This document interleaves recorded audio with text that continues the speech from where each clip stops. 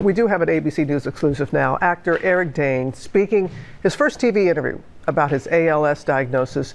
You may know it as Lou Gehrig's disease, and Diane sat down with the Grey's Anatomy star to talk about his health battle that he revealed to the world just a short time ago. That's right. Who can forget, as you say, the tall, captivating actor who walked onto the set of Grey's Anatomy almost 20 years ago now. He's also working, of course, on the hit show Euphoria and has a new show coming out in a week called Countdown. But as he'll tell you now, he's already feeling some of the effects of this very tough diagnosis. But he's in the fight for himself and his family and for the 5,000 people every year in this country who get the same wrenching news. There he is, the blue eyes, the sly smile. Eric Dane arrives at Grey's Anatomy. So, do you ever go out with coworkers? I make it a rule not to. Then I am so glad that I don't work here.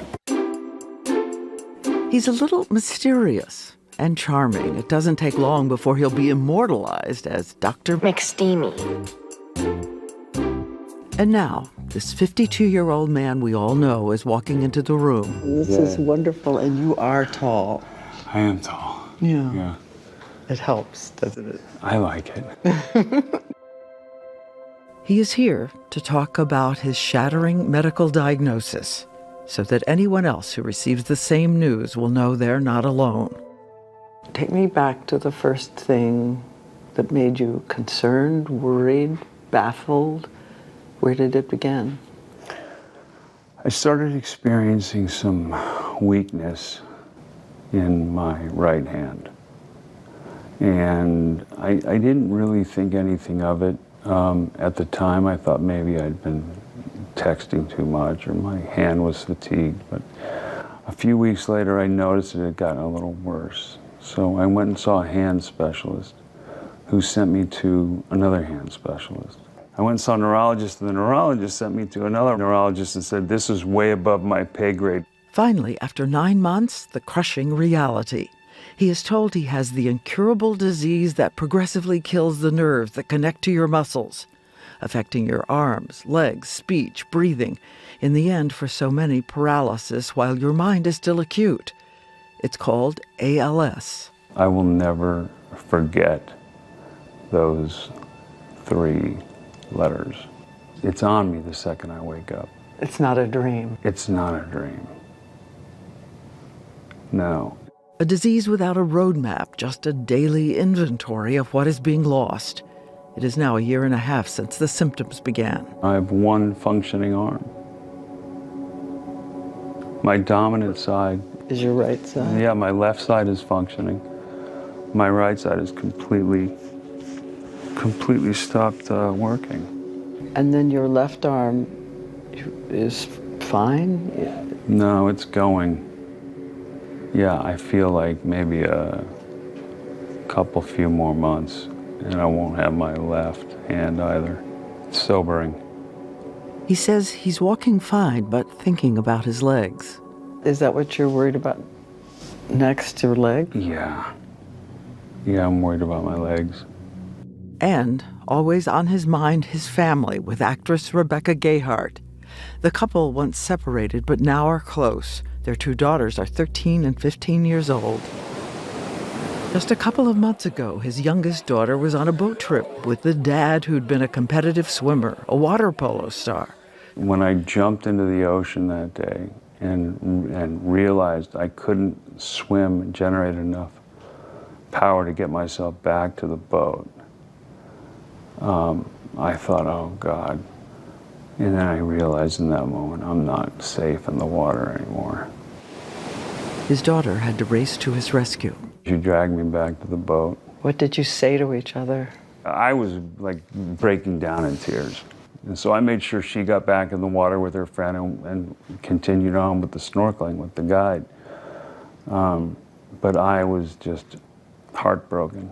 Who's the person you call when it hits your heart? I call Rebecca. I talk to her every day.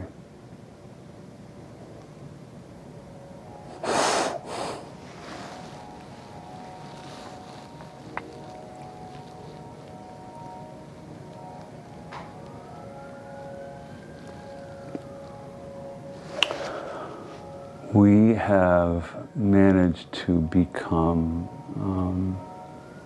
better friends and better parents.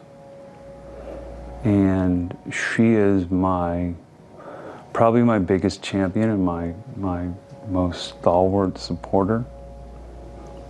And I lean on her. He had met her when he was an uncertain young man trying to make his way in Hollywood. Where on earth did you get that picture? Jesus. I wish I had that hair. I was going to mention that. But you do have that hair. It's gray. I look like Gandalf now. This guy looks somewhat confident, but teetering on arrogance and full of hubris and hope and hurt. The hurt of a little boy whose dad had died by suicide when he was just 7 years old. You're 7 years old. 7 years old. Yeah. You could always sense that mystery inside him, even as he became a star and stunned the 23 million people who were watching this scene. Oh. This is awkward. Do you think, well, this could be memorable in that moment? No? I had no idea. I just remember walking out of a bathroom with a very nice gentleman kind of blowing smoke towards me. He also stars in another giant show, Euphoria. And next, a new series on Amazon, a police thriller called Countdown. He says he is going to keep fighting this disease for the life he loves every single day. I don't think this is the end of my story. I just don't feel like, in my heart, I don't feel like this is the end of me. I'm fighting as much as I can. There's so much about it that's out of my control. How angry does the illness make you? Very. I'm angry because, my father was taken from me when I was young. And now, there's a very good chance I'm going to be taken from my girls while they're very young. I mean, I really, at the end of the day, just all I want to do is spend time with my family and work a little bit if I can.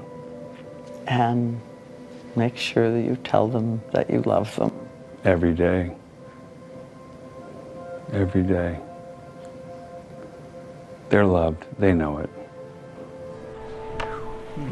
He really is an extraordinary man, and he has so much more to say, and I want everyone to know we're going to sit with his doctor tomorrow and him to talk about what's possible in the next couple of years, hope. And also, she startled me by how much this disease is on the increase and all the everyday things in our lives that could be contributing to it. I don't think we know this. And by the way, we all did that ice bucket challenge. Do you know it raised $200 million? $200 million, and she says that's already made a huge difference. So much more is needed, so that's coming up tomorrow. Yeah, because you said, 5,000 a year are diagnosed? Every year in this country. Oh, this country alone. All right, Diane.